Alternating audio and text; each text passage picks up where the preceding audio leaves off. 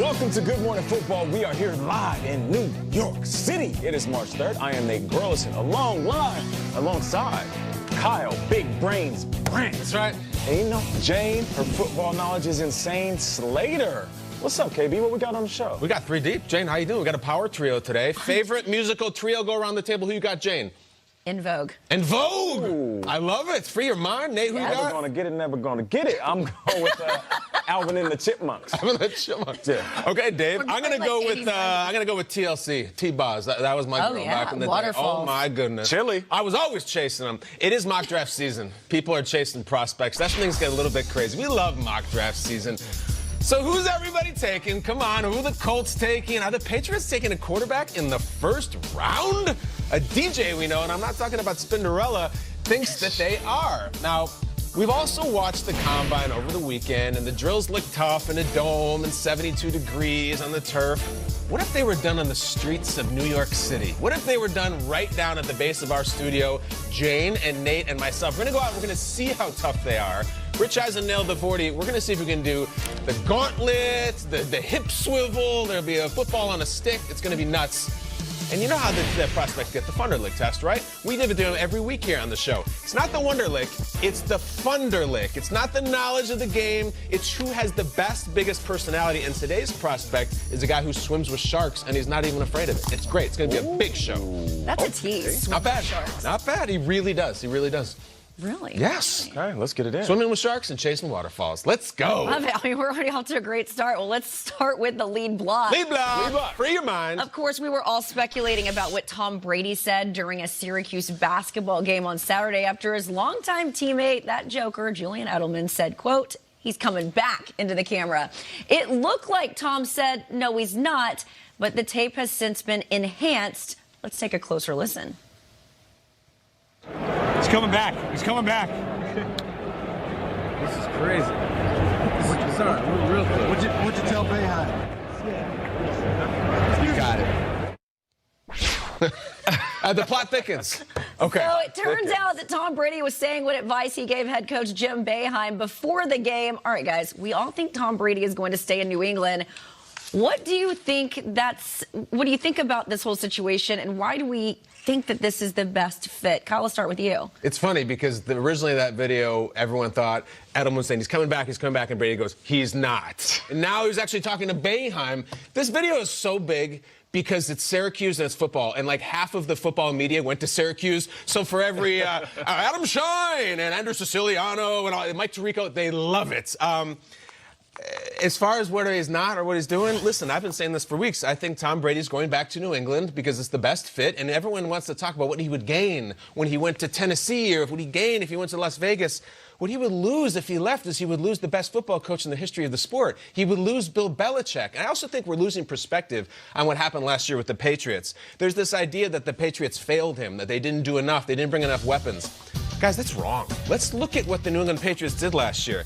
Spent their first-round pick on a receiver. First-round pick. He got hurt. They brought Josh Gordon back. He had issues. They traded for Mohamed Sanu. He got hurt. They brought in Antonio Brown after he had frozen his feet off and set the whole country on a scavenger hunt for a helmet. He had issues. And they by did the way, everything. Tom Brady wanted him there. And I hear he still wants him there, Jane. And this is also a season in which the center David Andrews missed the entire thing. The tackle Isaiah Wynn missed most of the thing.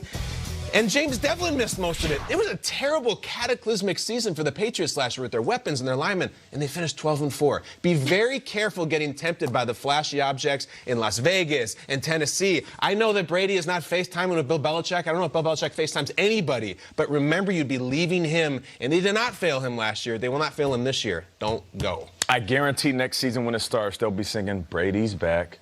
Back again. Exactly. Tell a friend. Exactly. Tell a friend. Tell everybody in the stadium, because Tom Brady is going to be in a New England Patriots uniform. And I keep bringing up examples from it happening in other sports. History repeats itself. Let's go back to a few different sports. Do it, Nate. Roger Clemens, right? You know, Roger Clemens, he went to the Toronto Blue Jays. He won a Cy Young Award, but he didn't have team success. The team wasn't that good. He had to go to the Yankees in order to win an actual World Series. All right, so that actually worked out. But his first stop after he left his team, it didn't work out. All right, what about basketball? I keep bringing up Jordan with the Wizards. Now, Jordan with the Wizards' first year 22 points a game. I mean, for a guy at his age, that's pretty good. But he's playing with a young, face maskless Rip Hamilton and Kwame Brown. That's bad. The reason I bring that up, because Tom Brady could go somewhere, still have a decent season, but the guys surrounding him, they're not able to make plays for him. Kind of like what we saw this past year with the Patriots. The best example recently in football, I would say Peyton Manning. We keep bringing that up. First year with the Broncos, had an amazing, historic, record-breaking season. They didn't win the Super Bowl, though. He won the Super Bowl at the end of his career when his arm was basically falling off of his shoulder, but because he had a great D. So the reason I bring all this up, there's so many other variables that have to take place. What do you want, Tom Brady? Do you want the money? All right, let's check that. Do you want team success? You're going to have to find a team that needs a quarterback. And usually teams that need a quarterback aren't ready to win a Super Bowl. Or do you want individual success? Yeah, Tom Brady can go play for the Bucks and throw it to Godwin and Evans. He can go play for the Titans and throw it to A.J. Brown and Corey Davis. But what is he going to do and what is he going to choose? I say he's going to go back to where his bread is buttered. And that's playing for the New England Patriots where he's most comfortable, a system where he fits the best, and he knows if he puts enough pressure on the organization, they will bring in some talent around him, or else we'll see another repeat of a very good record-wise season, but not enough to win a Super Bowl. And I think to that point, he's 43 years old. That's awesome. It's crazy. Why fix something that's not broke? To your point, 12-4 is considered cataclysmic. Terrible year. For Patriots fans. You know how many fan bases would love a 12-4 season? I also think there's an element of, to what you said, Nate, he has such an iconic legacy in New England. You go somewhere else, and while he's got all those skins on the wall of New England, it does dilute the legacy just a little bit. Yeah. And at 43, even though he's still at the top of his game, he's got a coach that knows his unique skill set, that's worked with him for years.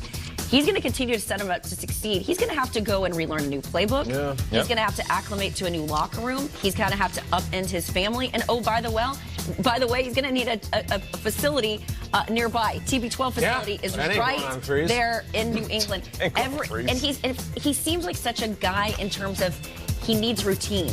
He's habitual. Sure. He's going to uproot all of that and go somewhere else. I think there's people like him that want the next challenge. They want to be able to say they did it somewhere. There are certainly guys who've done it.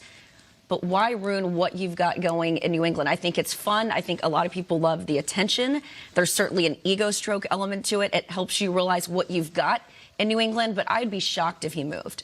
No doubt about it. No doubt about it. It's funny because